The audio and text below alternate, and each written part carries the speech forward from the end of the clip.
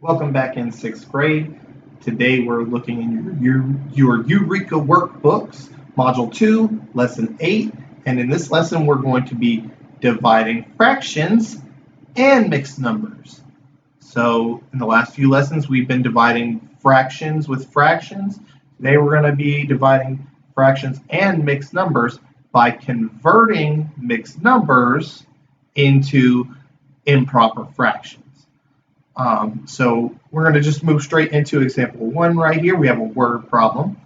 Carly has 4.5 walls left to paint for all the bedrooms in her house. She only has 5/6 of a gallon left. How much paint can she use on each wall in order to have enough to paint the remaining walls?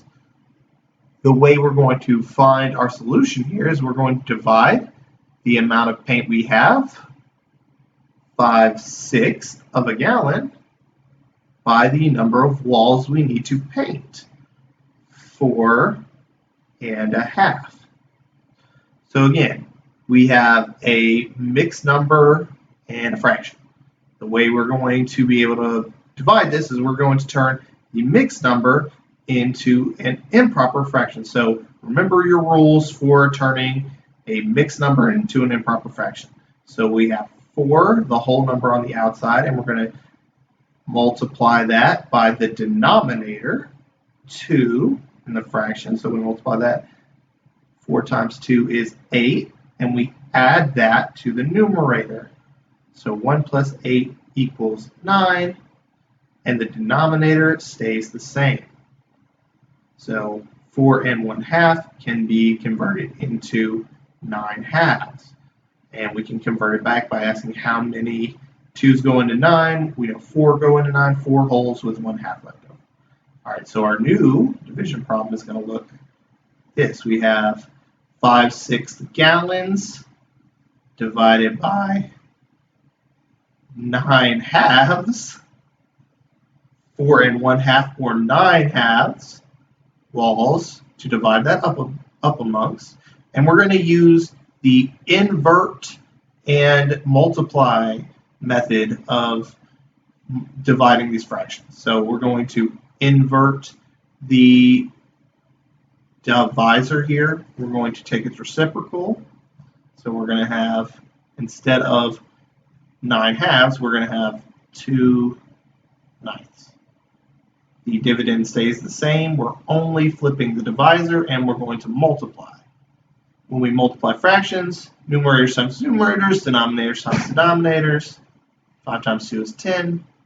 6 times 9 is what? What is 6 times 9, everybody? It's 54. Right.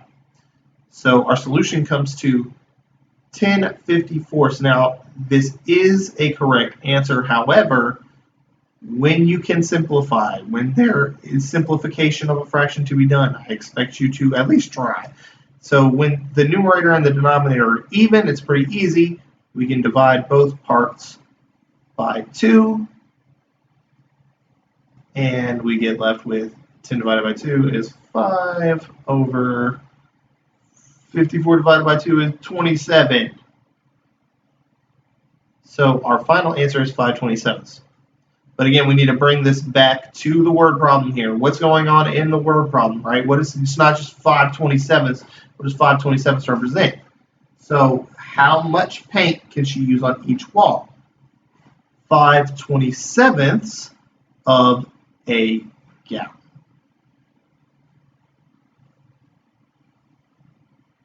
For each wall, we could say. For each wall. Okay, so a good final answer would look something like this. Complete sentence. Carly can use 5/27 gallon of paint on each remaining wall, right? Complete sentence, complete thought.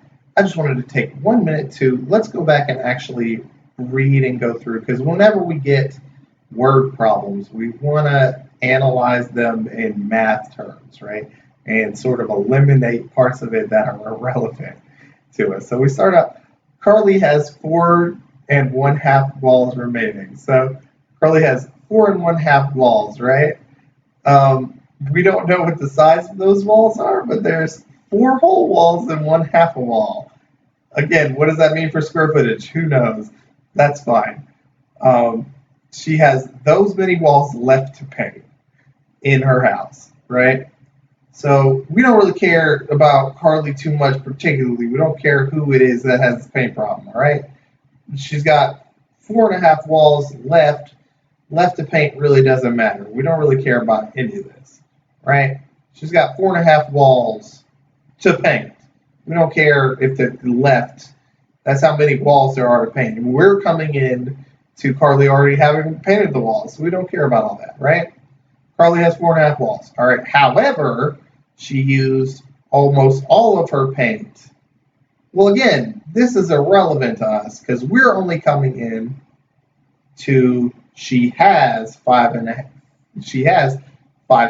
gallons, right? 5 6 gallons left. So 4.5 walls, 5.5 gallons, right? Or 5 6 gallons, I should say. My bad. So then the final sentence is just the question, right? How much paint can she use on each wall in order to have enough paint for the remaining walls? And again, you have a complete answer right there.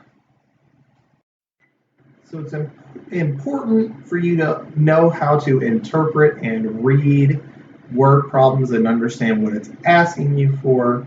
And we will be doing that more throughout the year. But in the rest of this lesson, all of these problems from here on out that you're going to be working are going to be strictly operational. So in part B right here, it just asks you to calculate the quotient. You don't need to make a model. We don't need to make a word problem or anything or interpret a word problem. All you're going to do is divide these two numbers right here, the fraction and the mixed number. So just like we did in the last example, I'm going to give you some time right now. You're going to have about 2 minutes to work. You're going to need to convert the mixed number into an improper fraction and then invert and multiply. So you got about 2 minutes starting when I said 2 minutes ago. So you're already working while I'm talking right now. You're doing it.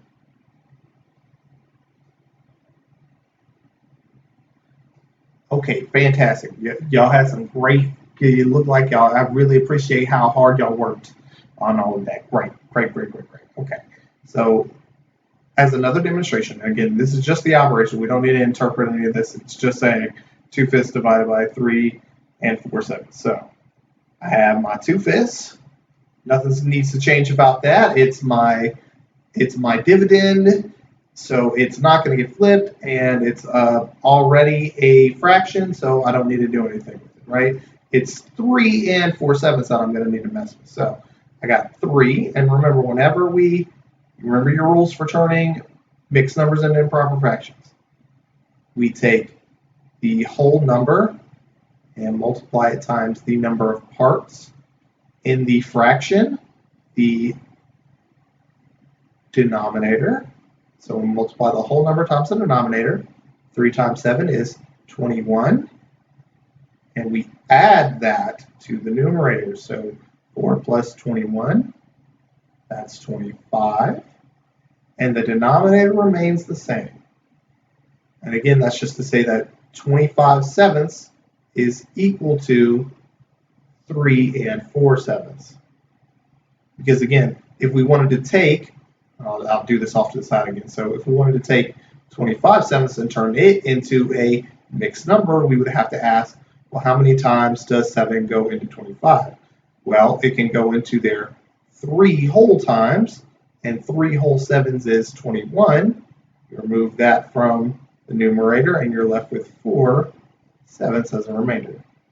All right, so again, 25/7 is equal to 3 and 4/7. Great. So we're going to use the improper fraction now in our division problem. All right, so we have our divisor now, and we're going to take it and we're going to invert it. We're going to take its reciprocal. So instead of 25/7, we'll have 7 25ths. We invert and then we multiply. So now we can multiply it times the dividend. And when we multiply fractions, numerators times numerators, denominators times denominators, we have 2 times 7 is 14 over 5 times 25 is 125. All right, so this is a big old fraction right here, right? But we can't actually simplify this any further. There are no common factors for 14 and 25.